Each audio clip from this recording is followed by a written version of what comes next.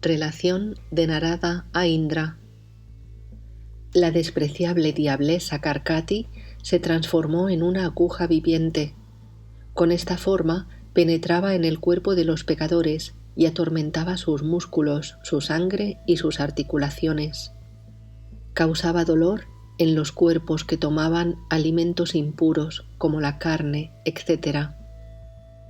También entraba en los cuerpos de carroñeros y devoraba los cadáveres. Por el tremendo poder de su penitencia, había adquirido también la facultad de entrar en la mente y en el corazón de los hombres, y de este modo participaba en todo lo que hacía su anfitrión. Nada parecía imposible para quien era tan imperceptible y sutil como el viento. Sin embargo, como unos seres le gustaban más que otros y apreciaba unos sabores más que otros, se sentía muy atraída hacia ellos y los buscaba con afán. Circulaba libremente por el mundo y en cuanto tenía algún problema, regresaba a su cuerpo de aguja y se quedaba allí, como hace la gente ignorante cuando tiene problemas que no puede resolver. Pero no se sentía satisfecha porque solo una realidad existente puede proporcionar verdadera satisfacción. Pero ella tenía un cuerpo prácticamente inexistente, y por ello Suchika seguía sintiéndose tan miserable, insatisfecha como antes o aún más si cabe. Para recuperar su primitivo cuerpo de Rakshasi gigante, comenzó a hacer nuevas penitencias.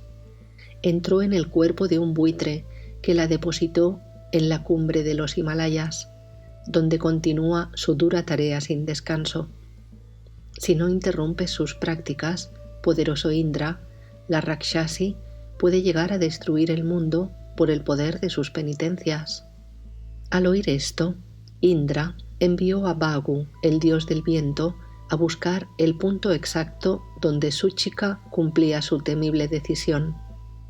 Volando sobre los diferentes sistemas planetarios, Bhagu llegó finalmente a la Tierra y descendió sobre los Himalayas, que carecían totalmente de vegetación por su proximidad al Sol.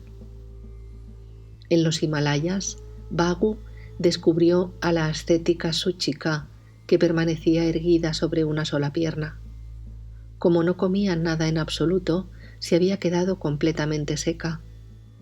Bhagu entraba en su boca, pero ella lo escupía una y otra vez. Había retirado su prana a la coronilla de su cabeza y permanecía quieta como un perfecto yogi. Bhagu quedó tan sorprendido de su aspecto como de su inquebrantable voluntad. Ni siquiera fue capaz de hablarle. Convencido de que estaba practicando una gran penitencia, regresó al cielo para informar a Indra. Señor, en el continente Jambudvipa, Suchika está practicando una penitencia incomparable.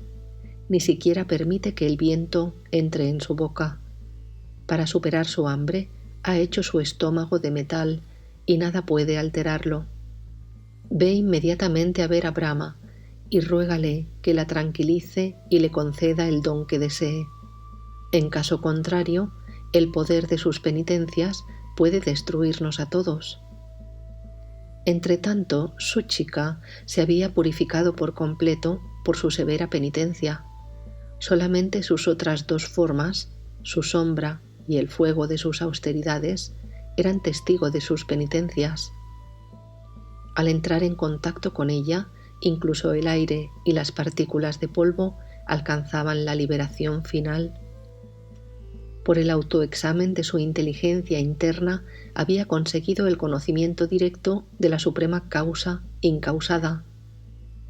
Puedes estar seguro, querido Rama, de que la investigación del movimiento del pensamiento en nuestra propia conciencia es el mejor gurú que podemos encontrar. Liberación final de Suchika. Brahma accedió a la petición de Indra y fue a ver a Suchika y le dijo: «Pídeme el don que desees y concluye tu penitencia». Ella reflexionó y le respondió interiormente: «He alcanzado la realización del absoluto y ya no tengo dudas ni deseos de ningún tipo. ¿Qué puedo hacer con tus dones? Cuando era una mujer ignorante, estaba obsesionada con mi deseo de ser una Rakshasi, pero ahora, después del autoconocimiento, ese fantasma ya me ha abandonado por completo. Brahma replicó con énfasis: el orden eterno del mundo no puede quebrantarse, ascética Súchika, y él ordena que recuperes tu primitivo cuerpo de aguja y de enfermedad y vivas felizmente durante muchos años hasta alcanzar la liberación final.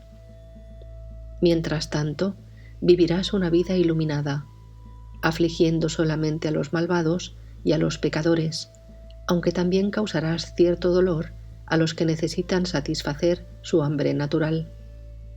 Súchika aceptó lo que Brahma le decía y al momento su cuerpo de aguja creció hasta tomar colosales dimensiones. Aunque había recuperado su forma demoníaca, Karkati permaneció en postura de loto durante mucho tiempo, totalmente desprovista de sus antiguas y malvadas intenciones. Después de 6 meses, recuperó de nuevo la conciencia del mundo exterior e inmediatamente sintió hambre, porque tan pronto como el cuerpo vuelve a vivir, queda sujeto a las leyes físicas como el hambre y la sed. Karkati pensó: ¿qué puedo comer? ¿A quién tengo que devorar? La destrucción de otros seres vivos para prolongar la propia vida está condenado por los sabios. Si por privarme de consumir tales alimentos prohibidos tengo que abandonar mi cuerpo, no veo ningún inconveniente en ello. Para una persona iluminada como yo, no hay ninguna diferencia entre la vida física y la muerte. Mientras pensaba todo esto, oyó una voz etérea que decía: Karkati, la única misión de los seres iluminados es acercarse a la gente ignorante y despertar en ellos la compasión y la sabiduría. Si te esfuerzas por iluminar a alguien y no lo consigues, será señal de que está preparado para la muerte. No cometerás ninguna falta devorando a esos ignorantes. Historia de Vikrama y su ministro. Al oírlo, Karkati se incorporó, descendió de la montaña y llegó a un denso bosque habitado por tribus primitivas de cazadores kiratas. La noche caía como un manto sobre la tierra. El rey de esta región se llamaba Vikrama y tenía la costumbre de recorrer el bosque por la noche acompañado de su ministro para detener a los ladrones y bandidos que merodeaban por allí. Karkati descubrió a estos 2 valerosos hombres ofreciendo sus oraciones a los dioses del bosque, y al verlos pensó: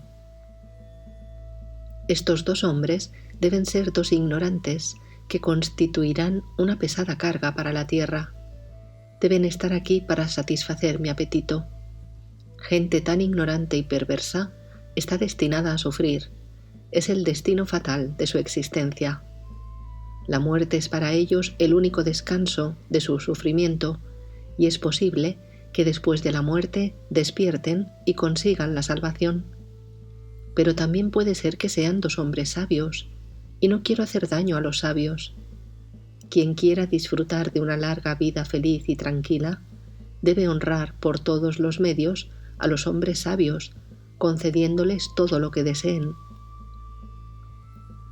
Tengo que salir de dudas. Si son sabios, no les haré ningún daño, pero si se trata de 2 ignorantes, me los comeré inmediatamente. Para comprobar la sabiduría del rey y de su acompañante, Karkati lanzó un grito penetrante, parecido a un bramido, exclamando en alta voz: ¿Quiénes sois vosotros que os arrastráis como gusanos por este espeso bosque? Decídmelo inmediatamente o seréis devorados sin contemplaciones. El rey contestó: ¿Quién eres y dónde estás? Solo escucho tu voz. Déjanos ver tu forma. Al oír esta sensata y fría contestación del monarca, la diablesa entendió que era correcto lo que pedía y se hizo visible ante ellos.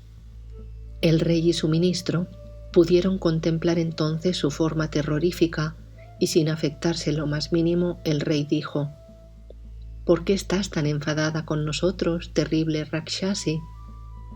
Buscar alimento es propio de todos los seres vivos y no debes enojarte porque la gente realice sus funciones naturales. El sabio puede conseguir todo por medio de una conducta adecuada, con mente clara y ecuánime, sin cólera ni agitación mental. Nosotros hemos visto miles de seres como tú y siempre nos hemos portado con ellos con justicia, porque un rey tiene derecho a castigar a los malvados y proteger a la gente honrada. Cálmate y compórtate con tranquilidad.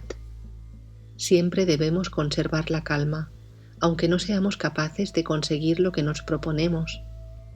Pídenos lo que quieras. Nosotros jamás despachamos a un mendigo con las manos vacías. Karkati quedó profundamente admirada del coraje y la discreción de aquel hombre.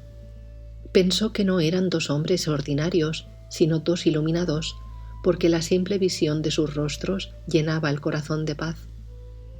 Cuando dos iluminados se encuentran, sus corazones vibran de paz y de felicidad, como se mezclan y confunden las aguas de los torrentes que bajan de la misma montaña. Además, ¿quién, sino un hombre sabio, puede conservar la calma cuando está enfrentado a una muerte cierta? Por consiguiente pensó: debo aprovechar esta oportunidad para aclarar algunas dudas de mi mente, porque solo un loco desaprovecha la proximidad de un sabio para aclarar sus dudas. Preguntó quiénes eran y el ministro le reveló la identidad del rey. Karkati replicó: parece que no tienes un ministro muy sabio, y tal como es el rey, así son sus súbditos. La grandeza de una visión ecuánime crece con la ciencia real. El que no la posee no puede ser un buen rey ni un buen ministro. Si no poseéis el autoconocimiento, tengo que acabar con vosotros conforme a mi naturaleza. Para determinar si esto es así, os haré algunas preguntas que tendréis que responder correctamente si queréis seguir viviendo. Es lo único que quiero de vosotros. Dime, rey, ¿qué es lo que es uno y muchos? ¿Y dónde surgen universos tan numerosos como las olas del océano? ¿Qué es lo que es espacio puro, aunque no parece ser tal cosa? ¿Qué es lo que soy yo en ti y tú en mí, lo que se mueve y no se mueve, y lo que permanece quieto, aunque no esté parado? Lo que es una roca, pero tiene conciencia y realiza maravillosos trucos de magia en el espacio vacío, lo que brilla eternamente, sin ser el sol, ni la luna, ni el fuego. ¿Qué es ese átomo que parece estar tan lejos y está aquí mismo, que tiene la naturaleza de la conciencia y sin embargo no es cognoscible, y a pesar de ser todas las cosas, no es ninguna de ellas? Lo que está oculto por la ignorancia, a pesar de ser el auténtico ser de todas las cosas, y solo se consigue después de muchas vidas de intenso esfuerzo. ¿Qué es lo que contiene una montaña en su interior, pese a su tamaño atómico, y para quien los tres mundos son como una hoja de hierba, lo que sin renunciar a su naturaleza atómica parece ser la más grande de las montañas? ¿Qué es ese átomo en donde el universo entero se conserva como una semilla durante la disolución cósmica? ¿Quién es el responsable de la función de todos los elementos del universo sin realizar ninguna acción por sí mismo? ¿Quién es el que forma al mismo tiempo el que ve, lo visto y la visión?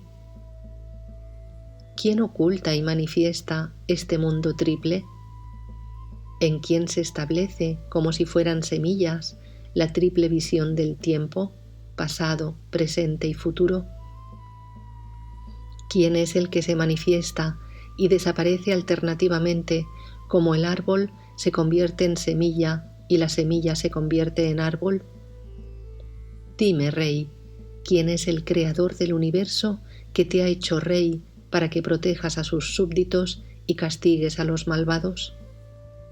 ¿Qué es eso que nada más verlo purifica nuestra visión y nos convence de existir en ello mismo sin división alguna? Si quieres salvarte de una muerte segura, contesta mis preguntas con acierto y rapidez. Despeja mis dudas con la luz de tu sabiduría. El que no sabe cortar la raíz de la duda y de la ignorancia cuando le preguntan, no es un verdadero sabio. Si no eres capaz de satisfacer mi curiosidad y responderme ahora mismo a estas preguntas, calmarás mi hambre al instante. La naturaleza de Brahman según el ministro. El ministro contestó: Señora, yo mismo podría responder seguramente a todas esas preguntas, porque todas ellas se refieren al Ser Supremo. Ese ser es más sutil que la Akasha, pues ni siquiera tiene nombre ni puede ser descrito, ni podemos comprenderlo con la mente ni con los sentidos. Es conciencia pura. El universo entero existe en esta conciencia sutil, como el árbol existe en la semilla, pero el universo existe en la conciencia como la conciencia y no como universo. Todos podemos experienciar la conciencia, pues es el ser de todas las cosas. El universo material solo existe porque ella existe, y sin ella no tiene sentido alguno y no es más que una ilusión. Su ser es vacío como el Akasha, pero no es una nada, sino conciencia. Existe, pero también podemos pensar que no existe, pues no puede ser experienciada por la mente ni por los sentidos. Aunque es el ser de todas las cosas, no puede ser experienciada como un objeto empírico. Aunque es una, es reflejada por los infinitos átomos de existencia o jivas, que parecen ser muchos. Su apariencia es, sin embargo, irreal, como un brazalete solo es una imaginaria apariencia del oro, que es, en este caso, lo único real. La conciencia es el ser de todos nosotros, tanto del que piensa que es como del que piensa que no es.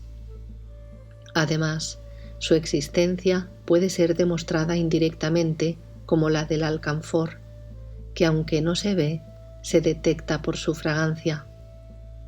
Como el agua en movimiento produce turbulentos remolinos, los tres mundos son torbellinos en el infinito océano de la conciencia.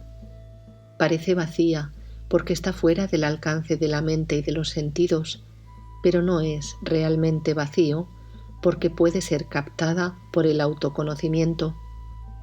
A causa de la indivisibilidad de la conciencia, yo soy tú y tú eres yo, aunque esta conciencia indivisible no sea ni tú ni yo.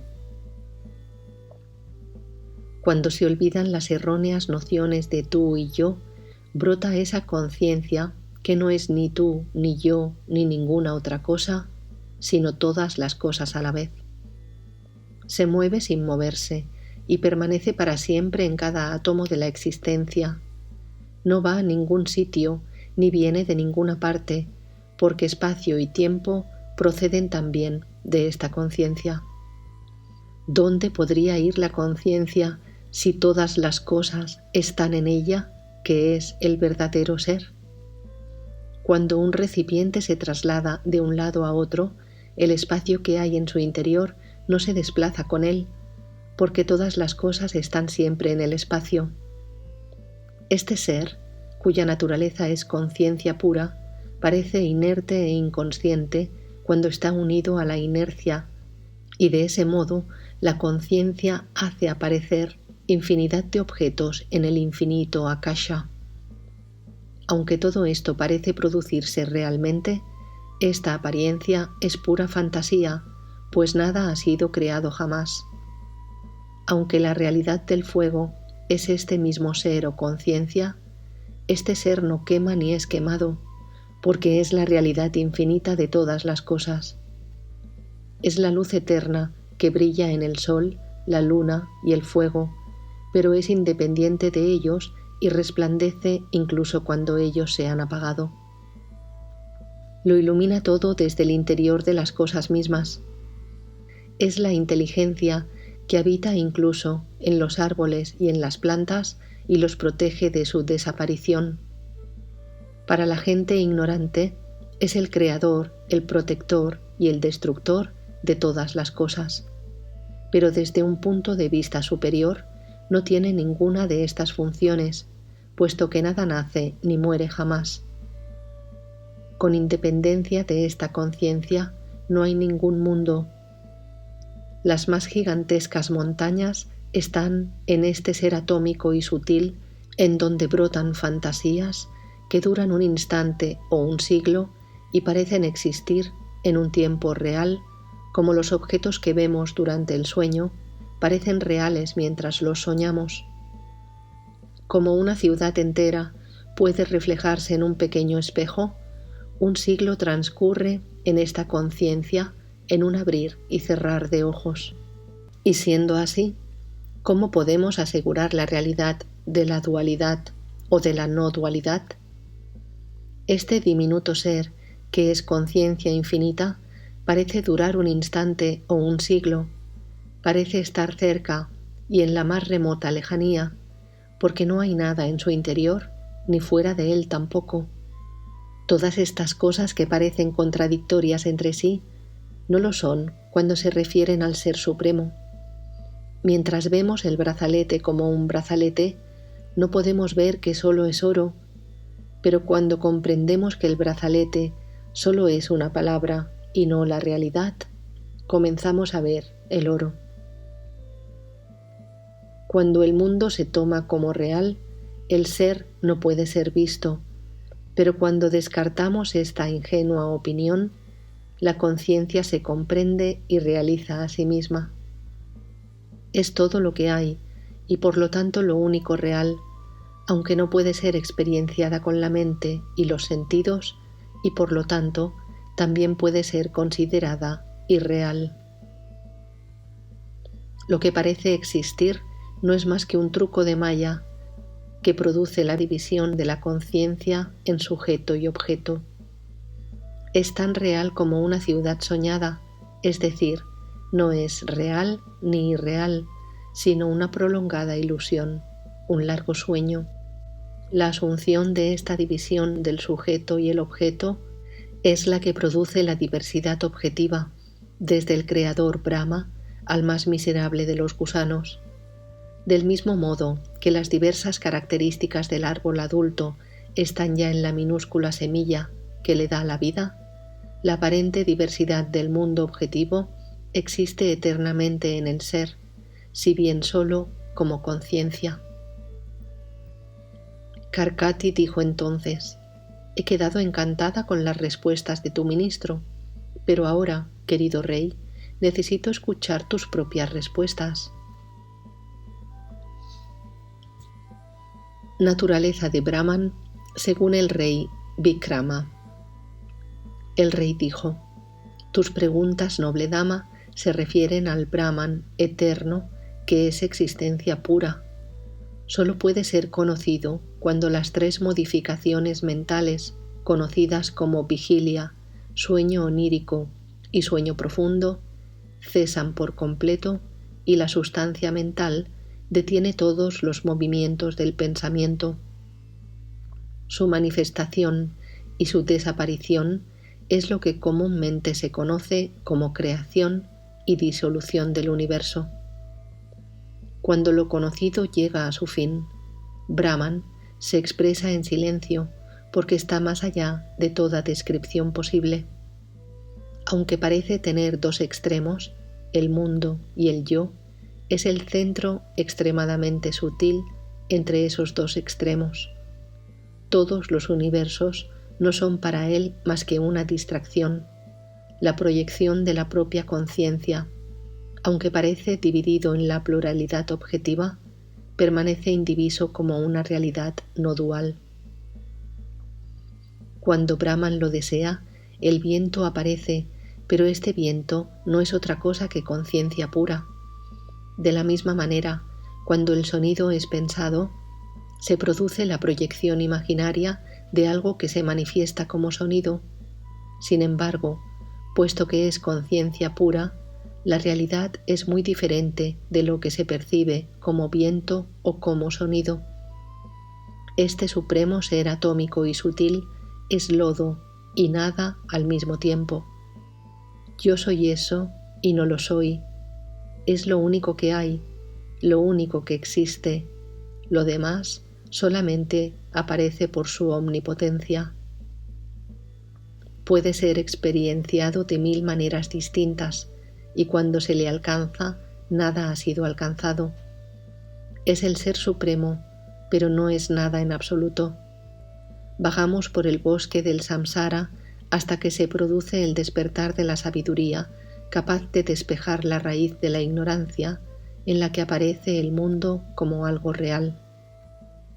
El mundo ilusorio atrae al hombre ignorante como el agua de un espejismo atrae al que está atormentado por la sed.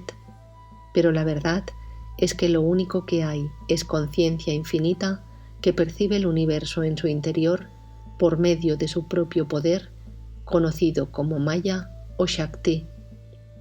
Lo que se ve en el interior parece estar en el exterior, como la alucinación de alguien enloquecido por la codicia.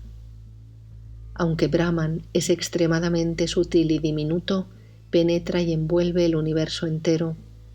Por su mera existencia, este ser omnipresente hace bailar al mundo a su compás y solo por su causa, lo que es más pequeño que la centésima parte de la punta de un cabello, es más grande que el universo.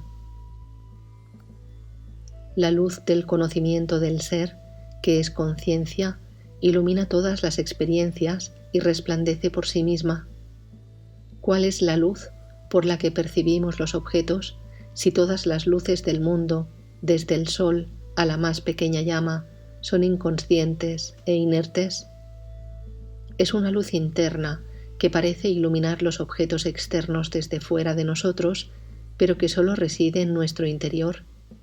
Las demás fuentes de luz son tan oscuras como la ignorancia y solo tienen un brillo aparente y prestado.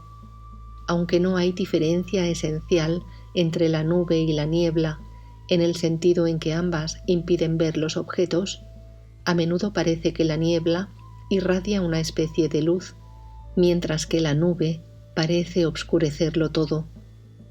La luz interna de la conciencia brilla eternamente en el exterior y en el interior, de día y de noche. Ilumina incluso los efectos de la ignorancia sin despojarles de su oscuridad natural, y por eso somos conscientes de la ilusión objetiva sin advertir que solo es una ilusión. Del mismo modo que el luminoso sol revela su naturaleza real por la comparación del día y la noche, la luz del ser solo revela su naturaleza por comparación del autoconocimiento y la ignorancia. En el interior del espacio de la conciencia o Chidakasha existen todas las experiencias, como una gota de miel conserva la sutil esencia de las flores, las hojas y los frutos de las plantas. De esta conciencia surgen todas las experiencias, porque el único experienciador es el propio experienciar. Cualquiera que sea la descripción de las experiencias, todas ellas están comprendidas en el mismo experienciar de la conciencia. Por consiguiente, todo esto no es más que conciencia infinita. Aunque no tiene miembros, todas las manos y los ojos le pertenecen realmente. Como en el breve curso de un sueño, podemos experienciar la juventud y la vejez, e incluso la muerte, en un abrir y cerrar de ojos, la conciencia infinita experiencia un siglo. Pero debes advertir que los objetos que aparecen en esta conciencia no son diferentes a la conciencia misma, como una escultura de piedra no es otra cosa que piedra. El universo en su conjunto, pasado, presente y futuro, está contenido en un átomo de conciencia infinita, sin ausencia alguna digna de mención. Como un árbol con todas sus ramas, raíces y hojas, está comprendido en la pequeña semilla que lo ve crecer. Por consiguiente, aunque el ser no es el que hace la acción ni el que siente las experiencias, es el agente, Icaria, de todos los actos y el experienciador, Bhokta, de todas las experiencias.